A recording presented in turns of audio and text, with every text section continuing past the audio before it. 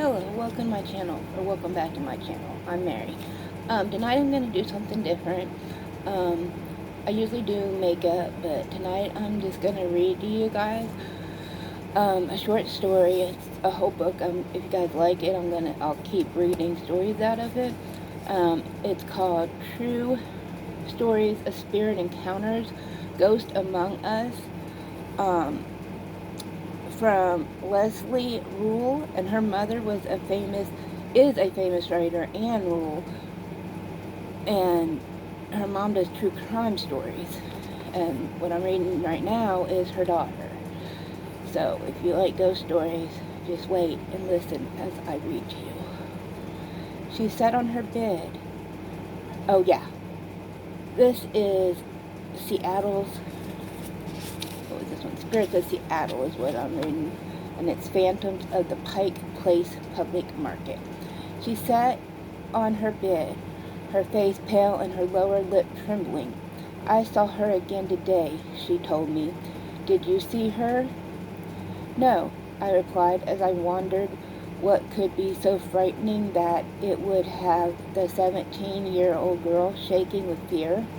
But you went to the market today, she said, and sounded almost angry as she demanded, How could you not have seen her? I don't know, I replied. I looked for her, but I didn't see anyone who looked like that. The terrified girl beside me had once again seen an unusual old woman at Pike Place Public Market, a woman she described as so evil that it scared her to talk about it.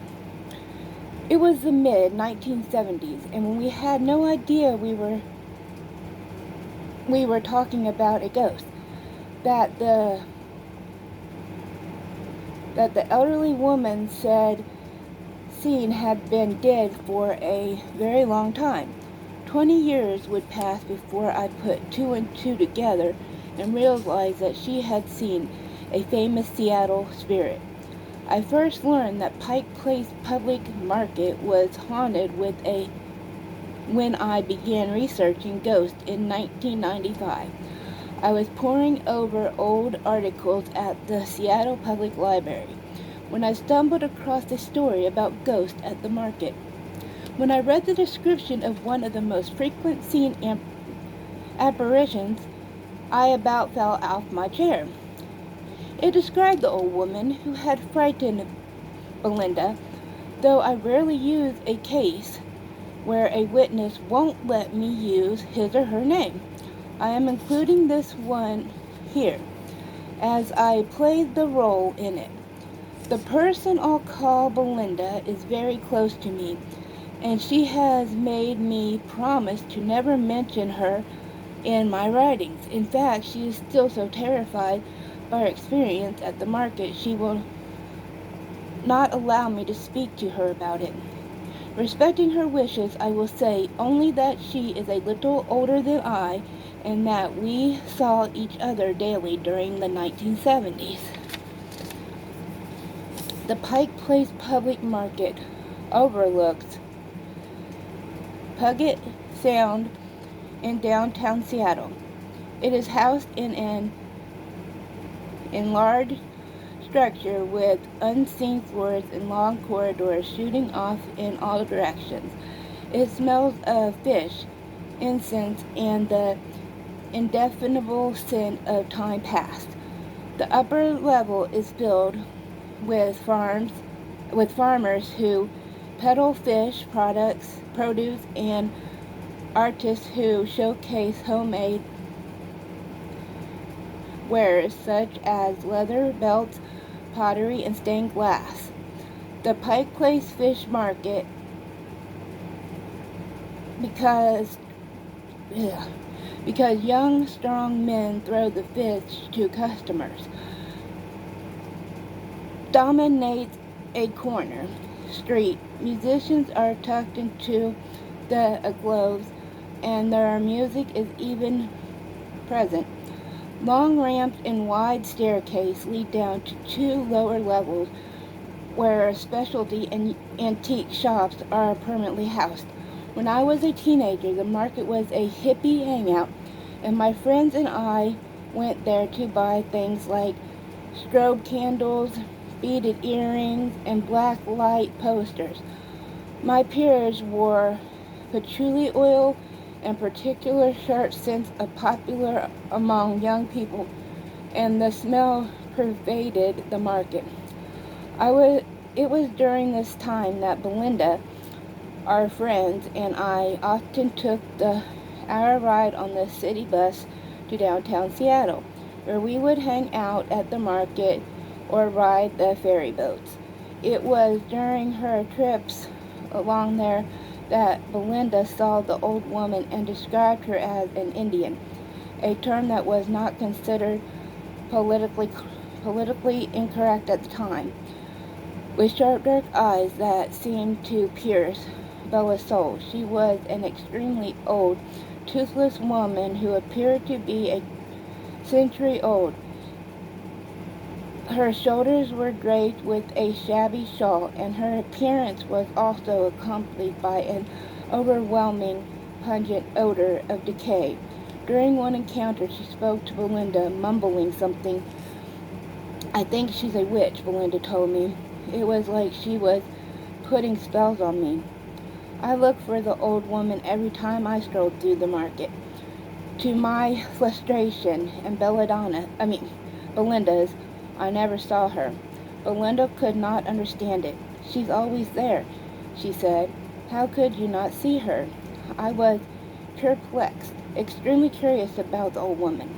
I had scrutinized every level of the market, searching for her. I wanted to see for myself what Belinda found so frightening. And then there's a picture.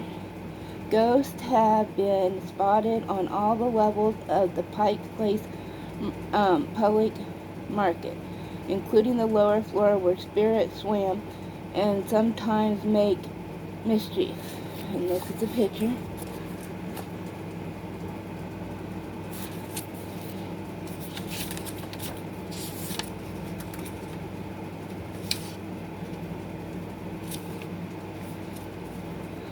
I now had the answers. The old woman was not a witch. She was a ghost. Over the years, many people have reported seeing her and say that they realized she was not of this world, only when she evaporated before their eyes. The conscious is that the ghost is that of Angeline, the daughter of the pronunciation. Angeline lived in an unheated shack that was located where the market is now. She died in May 1896, an elderly woman of unknown age. She became a favorite of a local photographer who paid her $1 for each shot he took of her. Archival photographs show her digging for clams and laden with the hand-woven baskets she peddled. Evil? Nothing I've read indicates that Angeline's self was evil. When Belinda felt the sensation of evil, it is possible that was simply a warning. As a result of their encounters, Belinda never returned to the market. Perhaps it was a dangerous place for her. We will never know. Perhaps the feeling of evil came from the fact that Belinda was peering into the other side. Some Christians, like Belinda, believe that ghost encounters are spiritually dangerous. When it comes to the paranormal, no one has the answers, and we must consider the possibilities that Belinda did encounter something or someone that was doing what that don't want to think about. Is the ghost still there? I recently gave a talk at a high school, and I asked the kids if any of them had ever seen a ghost. A boy raised his hand and admitted he had seen something at the Pike Place public market. It was an old Native American woman, he said, explaining that she vanished before his eyes. When I told the kid that he was not the first to see the ghost, he appeared generally surprised.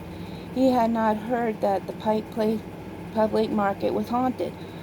Opened in 1907, the market had had plenty of time to gather ghosts. In addition to Angeline, other apparitions seen there include a little blond boy who dashes past witnesses and a teenager boy of color. Who are they? I've yet to identify the source for the little boy, but wonder if the teenager could be a sailor who died at the market in the 1940s. A retired detective remembered the incident that that area was my beat. He told me the sailor was walking on a sky bridge there and fell off his